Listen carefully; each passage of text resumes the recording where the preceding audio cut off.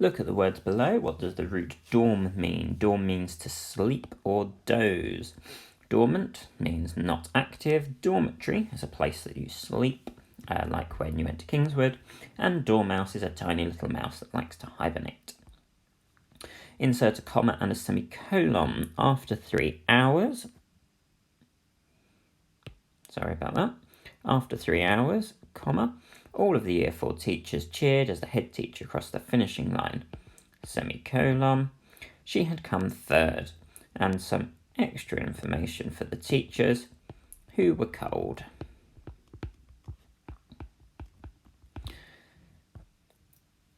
Then rewrite the verbs in the box to complete the sentence with the correct choice of tense. Well, I've got a present tense verb there, so he always worries about me when I walk home alone. And the second one, I've got a past tense, hurt, so that would be tripped. And then change the first sentence into the simple past tense, so this will be with an ed ending. He always worried about me when I walked home alone. You can see that I am advertising Cambridge. You've got a choice. You can do Haverhill or any town or city that you've been to or want to investigate. What makes it great? I've got 4 points there, and you'll see how I extend those later. The standout amenities, just listed some things that you can do there. Transport links, M11, A14, train stations, guided bus, etc, etc. Accommodation, that means places to stay. I've just listed 3 things there. Why it's better than other places, and some deals for visiting. It doesn't have to be factually accurate. That's not the point of the writing task. So this is my model writing that I'm going to go through quite quickly. What makes it great? Cambridge is a university city. It's a huge number of colleges that attract the best and brightest minds from across the world to the city. See, I've got some alliteration there. With a large number of established universities, Cambridge is bursting with history. Semicolon there, the next part is about that sentence. It is in every street and every building. The city boasts wide open spaces such as Jesus Green, Coldham's Common. Again, we've got some alliteration, but that's unintentional. And then a fronted adverbial with a comma. Lastly, Cambridge has a huge range of chain and independent shops. Got the dash there to introduce the next part of the sentence, perfect for people who like fashion, food, sports or books. And you can see that the list there is correctly demarcated with commas, and then there's no commas before the final item. Local amenities. Cambridge has a huge range of local attractions and things to do. Semicolon again. Next part of that sentence links to the first. An excellent choice for couples or families. There are 3 large cinemas. Remember, I've written the word there, not the number, showing all the latest films. Again, we've got a list, a bowling alley, a huge range of restaurants serving food from all over the globe, and many theatres, both large capacity and intimate, which means small. The wide open spaces and designated parks can give you a break from the hustle and bustle of the city. You've got some rhyme there. Or from the 2 large shopping centres within easy walking distance of each other. Transport. The city has excellent transport links. The Park and Ride service is great for getting into the city centre quickly and easily. 2 adverbs there. The city is also served by the M11 and A14, although these can be busy at peak times. Got a subordinated conjunction there. Cambridge has recently built a second train station on the north side of the city to help with the east to west train links. Finally, Cambridge also has one of the largest guided bus networks in the world. Accommodation. Within Cambridge, there are hundreds of places to stay, both high-end and budget, which is referencing the price. There are 3 large hotels a stone's throw away from the A14. If you were looking for self-catering, got a hyphen there, then there are also a number of Airbnb bookings available. The city also has a youth hostel for younger visitors or those just passing through. Why visit? You can see this one's got a question mark because it's a question. The vibrant city of Cambridge, nice adjective there, is a busy place with so much to do and lots of students. Don't let this put you off though, because some people might be put off by the fact it's busy.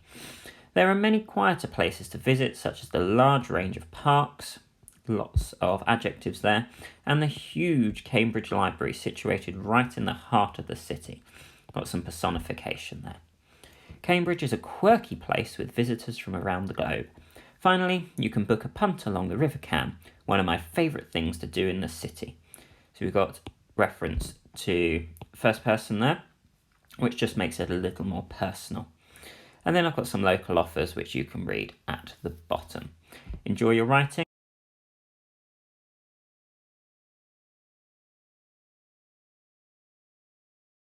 What I'd like you to do is construct the rectangle in challenge 1. Should be 8 centimetres long. I suggest you start with the bottom line here and then do that line there on the right, and that will give you a good sizing on your page. You can either use 8 centimetres or 8 squares in your book. I would use 16 squares if you've got to the tiny little squares. Then I'd like you to mark on A, B, C and D. I'd also like you to mark on where the right angles are and also where the parallel lines are. Now we mark parallel lines with these chevrons like this.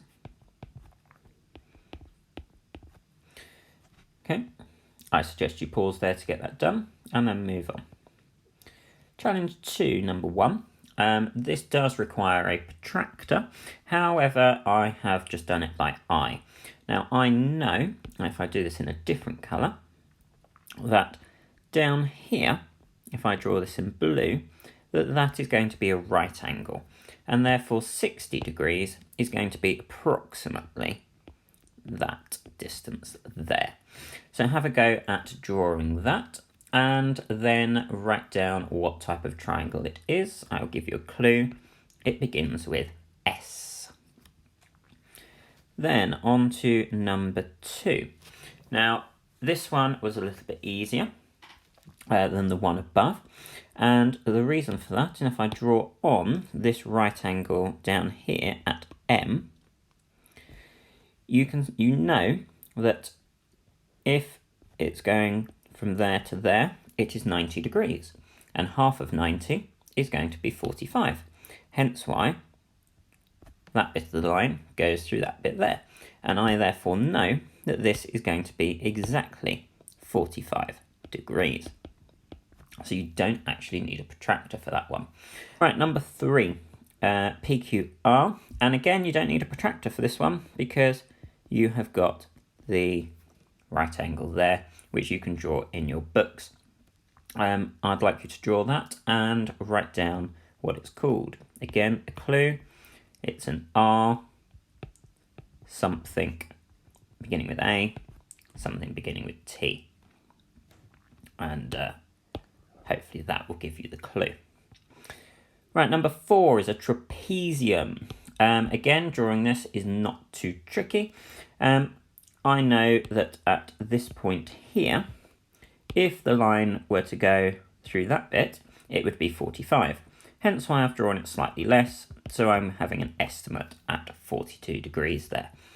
You can mark on what the other angles are, and if you remember, there are 360 degrees in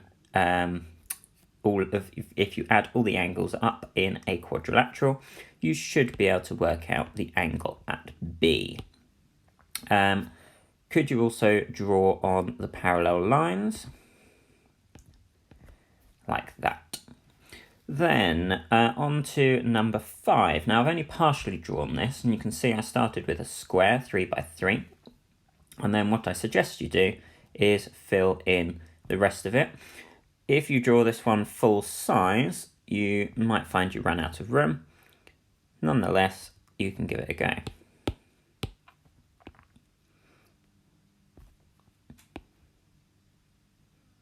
There we go. And then you can mark on the parallel lines. Remember, this has got 2 of them, so we mark on those parallel lines with the chevrons like that. And then these parallel lines with the double chevrons there. It does give you the right angles here, but there's not much more we can do with that one. And then finally, drawing the pentagon. I've drawn these construction lines here. Straight line down, which is 3, 7. 7 squares down. And then 3 down, I've drawn 8 across. And then at the bottom, I've drawn 4 across. Now, when you connect these up, with a ruler obviously, it should give you what looks sort of like a pentagon. It won't be exactly 108 degrees. Nonetheless, you've got a decent pentagon there.